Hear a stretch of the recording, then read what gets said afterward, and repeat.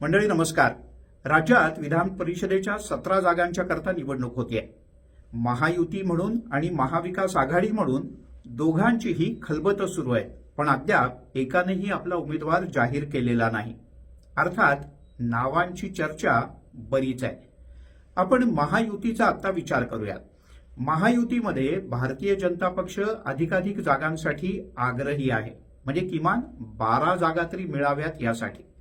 तर एकनाथ शिंदे यांची शिवसेना आणि सुनेत्रा पवार यांच्याकडचा राष्ट्रवादी काँग्रेस पक्ष या दोन्ही राजकीय पक्षांना स्वतःचं अस्तित्व टिकवण्यासाठी एवढंच नव्हे तर आगामी काळातल्या विधानसभा निवडणुकांच्या पर्यंत पक्ष वाढवण्यासाठी विस्तारासाठी महायुतीत राहून तारेवरची कसरत करावी लागते. आणि म्हणूनच सध्या तरी सुनेत्रा पवार यांचं नाही, पण एकनाथ शिंदे यांचं बेरजेचं राजकारण जोरात सुरू आहे. ते कसं त्यावर नजर टाकूयात. काही दिवसांपूर्वी अमरावतीमधील प्रहार संघटनेचे नेते बच्चू कडू यांनी आपला राजकीय पक्ष प्रहार एकनाथ शिंदे यांच्या शिवसेनेत विलीन केला. त्या पाठोपाठ उद्धव ठाकरे यांच्या शिवसेनेतले सुमारे 4 ते 5 खासदार वेगवेगळ्या कारणानं एकतर एकनाथ शिंदे यांना भेटले किंवा खासदार श्रीकांत शिंदे यांच्या बरोबरच्या कार्यक्रमात त्यांनी हजेरी लावली. त्यामुळे पुन्हा एकदा ऑपरेशन टायगरची चर्चा सुरू झाली. पण मंडळी, ऑपरेशन टायगर बद्दल पडद्यामागे घडत असलेल्या गोष्टींचा मी या व्हिडिओच्या सगळ्यात शेवटी उल्लेख करणार आहे. सध्या विधान परिषदेबद्दल बोलूया. विधान परिषदेच्या निवडणुकीत बहुजन विकास आघाडी या हितेंद्र ठाकूर यांच्या पक्षाला आपल्यासोबत घेण्याकरता स्वतः एकनाथ शिंदे हे अत्यंत उत्सुक आहेत. एवढंच नव्हे तर हितेंद्र ठाकूर यांचा पक्ष शिवसेनेत विलीन होणार अशा प्रकारच्या चर्चा सुरू झाल्या. हितेंद्र ठाकूर यांनी पत्रकार परिषद घेऊन काही गोष्टी स्पष्ट केल्या तर काही अत्यंत सूचक विधानं केली. पक्षप्रवेश आणि विलीनीकरणाच्या बातम्यांवर हितेंद्र ठाकूर यांनी घोडा मैदान समोर आहे, आमची चर्चा सुरू आहे असं सूचक पण त्याच वेळेला संभ्रमात टाकणारं विधान केलं. त्यांनी थेट नकार न दिल्यामुळे त्यांच्या शिवसेनेच्या प्रवेशाची शक्यता चर्चिली जाते. विधान परिषदेच्या निवडणुकीसाठी ठाकूर यांच्याकडे राष्ट्रवादी, कम्युनिस्ट पक्ष आणि बहुजन विकास आघाडी अशी मिळून 71 पेक्षा जास्त मतं आहेत आणि हितेंद्र ठाकूर यांच्याकडची ही 71 मतं या निवडणुकीत निश्चितपणे निर्णायक ठरणार आहेत.